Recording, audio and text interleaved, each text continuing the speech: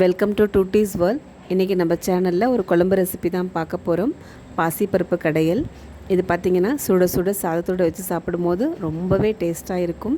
இந்த பாசிப்பருப்பு குழம்பும் ஒரு ஸ்பூன் நெய்யும் இருந்ததுன்னா போதும், வேறு எதுவுமே நமக்கு தேவையில்லை. அவ்வளோ டேஸ்ட்டான ஒரு குழம்பு. வாங்க எப்படி செய்கிறதுன்னு பார்க்கலாம். ஒரு பேனில் 1/2 லிட்டர் தண்ணி ஆட் பண்ணிவிட்டு 2 கை பாசிப்பருப்பு நல்லா கழுவிட்டு ஆட் பண்ணியிருக்கேன். இது கூடவே 1/4 ஸ்பூன் ஜீரகம், 1/4 ஸ்பூன் மஞ்சள் தூள், ஒரு 5-6 பல் பூண்டு, 1 ஸ்பூன் எண்ணெய் வந்து பார்த்திங்கன்னா பருப்பு பொங்கி வராமல் இருக்கிறதுக்காக நான் ஆட் பண்ணியிருக்கேன். எல்லாத்தையுமே சேர்த்துட்டு இப்போ நல்லா கொதி வர ஆரம்பிச்சிருச்சு. இதுலேயே நான் ஒரு 10 சின்ன வெங்காயமும் உரித்து ஆட் பண்ணியிருக்கேன். இப்போ இந்த பருப்பு நல்லா ஒரு அரை வேக்காடு வெந்து வரணும். நான் இது கூடவே பார்த்திங்கன்னா காரத்துக்கு ஒரு பச்சை மிளகா ஆட் பண்ணியிருக்கேன். நம்ம தாளிக்கும் போது இதில் வரமிளகா ஆட் பண்ணுவோம்.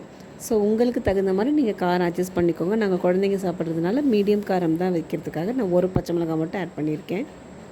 இப்போ நல்லா கொதி வர ஆரம்பிச்சிருச்சு. இந்த ஸ்டேஜில் நான் கொஞ்சம் சிம் பண்ணிவிட்டு பருப்பு வேகிறதுக்காக நான் மூடி வச்சுக்கிறேன்.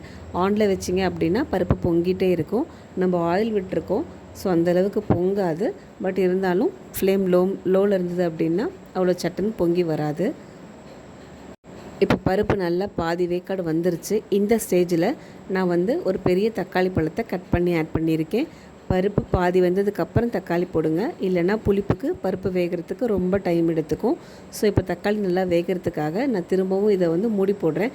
எனக்கு தண்ணி கொஞ்சம் குறைஞ்சிருச்சுங்கிறதுனால நான் ஹாட் வாட்டராக இன்னும் கொஞ்சம் ஆட் பண்ணியிருக்கேன். ஆட் பண்ணிவிட்டு நான் அகைன் மூடி போடுறேன். தக்காளி நல்லா வெந்து வரட்டும். பார்த்திங்கன்னா தக்காளி இன்னும் கொஞ்சம் வேகணும். ஸோ வெந்து வரத்துக்காக நான் அகைன் மூடி போட்டு வைக்கிறேன். தக்காளி நல்லா வெந்து வந்ததுக்கப்புறமா இதில் இருக்க எக்ஸஸ் வாட்டரை நீங்கள் வடிச்சிட்டு நல்லா இதை மத்து வச்சு கடைஞ்சிட்டு திரும்ப அந்த வாட்டரை இதிலே ஆட் பண்ணிக்கோங்க. ஆட் பண்ணதுக்கப்புறம் இதுக்கு ஒரு தாளிப்பு கொடுக்கணும். தாளிப்புக்கு நான் வந்து 2 ஸ்பூன் எண்ணெய், 1/4 ஸ்பூன் கடுகு, உங்கள் காரத்துக்கு தகுந்த மாதிரி வரமிளகா, ஒரு 2 கொத்து கருவேப்பிலை, ஒரு 1/4 ஸ்பூன் பெருங்காயம் போட்டு தாளித்து இதில் ஆட் பண்ணியிருக்கேன். கொத்தமல்லி தழை இருந்தால் ஃபைனலாக ஆட் பண்ணிக்கோங்க. இதுக்கு புளி எதுவும் தேவையில்லை. ரொம்பவே சூப்பராக இருக்கும். ட்ரை பண்ணி பாருங்கள். தேங்க்யூ.